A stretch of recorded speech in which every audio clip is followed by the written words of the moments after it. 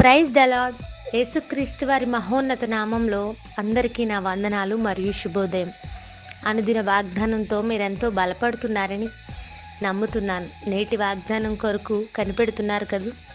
నేటి వాగ్దానం కీర్తనల గ్రంథం 16వ అధ్యాయం 1-2 వచనాలు. దేవా, నీ శరణుజొచ్చున్నాను, నన్ను కాపాడుము. నీవే ప్రభుడవు, నీకంటే నాకు క్షేమాధారమేదియూ లేదని యెహోవాతో నేను మనవి చేయుదును. దేవుని శరణు జొచ్చుట వలన ఎన్నో దీవెనలు, ఆశీర్వాదాలు ఉన్నాయి. ఆయన శరణు గనుక మనం కోరుకుంటే, ఆయన్ను గనుక ఆశ్రయిస్తే, ఆయననే నమ్ముకుంటే, ఆయన దగ్గరకు పదే పదే వెళ్ళినప్పుడు మనం కాపాడబడతాము. కీర్తనకారుడు ఇక్కడ అంటున్నాడు, నీకంటే నాకు క్షేమానికి ఆధారం ఏదీ లేదు అని. అతని చేతిలో ఒక రాజుగా ఎంతో ధనం ఉండుండొచ్చు, సైనిక బలం, అండబలం ఉండుండొచ్చు, లోక సంబంధమైన చాలా ఆధిక్యతలు అతనికి ఉన్నాయి. కానీ నీకంటే, నీ దగ్గర ఉండేదానికంటే నాకు క్షేమం ఎక్కడా లేదు అంటున్నాడు. దేవునిపై ఆధారపడుతున్నాడు. అవును ప్రియ సహోదరులారా, ఈ లోకంలో ఎన్ని ఉన్నా, ఎంత ఉన్నా, ప్రభు కృప మనకు లేకపోతే మనకు క్షేమాధారం ఎవరు? మేలు చేసేదెవరు? మనల్ని కాపాడేవారు ఎవ్వరూ ఉండరు. ఒకవేళ ఈ ఉదయకాల సమయంలో నా పక్షాన ఎవ్వరూ లేరు అనే ఆలోచనలో ఉన్నావేమో. నీకు మాట సహాయం చేసేవారు కూడా ఎవరు ఉండకపోవచ్చు. నీ అవసరానికి చెయ్యి అందించేవారు ఒక్కరు కూడా కనిపించకపోవచ్చు. కానీ దేవుని శరణుజొచ్చేవానిగా నీ ఉంటే, నిన్ను ఆయన కాపాడుకోవడం మాత్రమే కాదు, నీకు క్షేమాన్ని ఇచ్చేవానిగా, నీ క్షేమానికి ఆధారమై ఉండేవానిగా ఉన్నాడు. నా కుటుంబం, నా భవిష్యత్తు, నా జీవితానికి క్షేమం ఏది అనే ప్రశ్న ఎంతవరకు మనలో ఉండుండొచ్చు. కానీ నేటి వాక్యం సెలవిస్తుంది, నీకు కలిగిన దానికి అంతటికీ క్షేమం ఇచ్చేవాడు నీ దేవుడు. ఈరోజు దేవుని శరణుజొచ్చేవానిగా నీ ఉంటే ఆయన నిన్ను కాపాడుతాడు.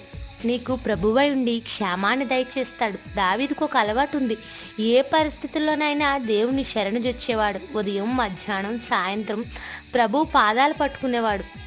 కీర్తనల 1వ అధ్యాయంలో దివారాత్రములు ధర్మశాస్త్రమందు ధ్యానిస్తూ అనే మాటలు మీరు చదివే ఉంటారు. అయితే అది అతని అనుభవపూర్వకంగా వ్రాసిన లేఖనమే. అతడు ప్రభు పాదాలు ఎదుట ప్రార్థించేవాడు, ఎక్కువ సమయం దేవునితో గడిపేవాడు. ఒకసారి ఆలోచించేయండి, దావీదుకు రాజ్యాధికారం, పెద్ద కుటుంబం, అనేక బాధ్యతలు, రాజమందిరంలో విలాసాలు ఎన్నో ఉన్నాయి. అయినప్పటికీ అతడు దేవునితో గడిపే సమయాన్ని ఎవరికి ఇవ్వలేదు. దేవుని సహవాసాన్ని మిస్యూజ్ చేయడానికి, పోగొట్టుకోవడానికి, వాయిదా వేయడానికి, తప్పించడానికి ప్రయత్నించలేదు. అందుచేతనే అతడు గొప్ప చక్రవర్తిగా ఎదిగాడు. అతనికి అవసరమైనవన్నీ కూడా దేవుడు సమకూరుస్తూ వచ్చాడు. ప్రతి కార్యాన్ని చాలా సులభంగా దేవుడు అతనికి సమకూర్చేవాడు. చాలాసార్లు మన బాధలు, మన చింతలు మనమే మోసుకుంటూ ఉంటాం. నా కష్టాలు నాతోనే అన్నట్టు వ్యవహరిస్తూ ఉంటాం. కానీ బైబిల్ చెప్తుంది, ఎలాంటి పరిస్థితుల్లోనైనా దేవుని వైపు మనం చూడగలిగితే, ఆయన్ను శరణుజొచ్చేవారిగా ఉంటే, మనకు ఆయన నమ్ముకునదగిన సహాయకుడై ఉన్నాడు. మనకు క్షేమాధారమైన దేవుడై ఉన్నాడు.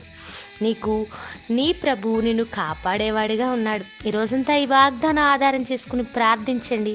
మనందరికీ ఆయన క్షేమాధారమై ఉండునుగాక. ప్రార్థన. అతి పరిశుద్ధుడైన మా తండ్రి, నీ స్వర్ణనామానికి వందనాలు. మాతో మాట్లాడిన మాటలను బట్టి స్తోత్రాలు. నీ శరణుజొచ్చి నీ చేత కాపాడబడే బ్రతుకులు మాకు దయచేయండి. నిన్ను మాత్రమే ప్రభువుగా కలిగుండి నీ శరణుజొచ్చే బ్రతుకులు మాకు అనుగ్రహించండి. మా మనవులు ఆలకించండి. ఈ వాగ్దానం ఆధారంగా మమ్మల్ని దినమంతా బలపరచండి. క్రీస్తు ప్రభు నామములో అడుగుచున్నాను తండ్రి. Amen. Have a nice day. Thank you everyone.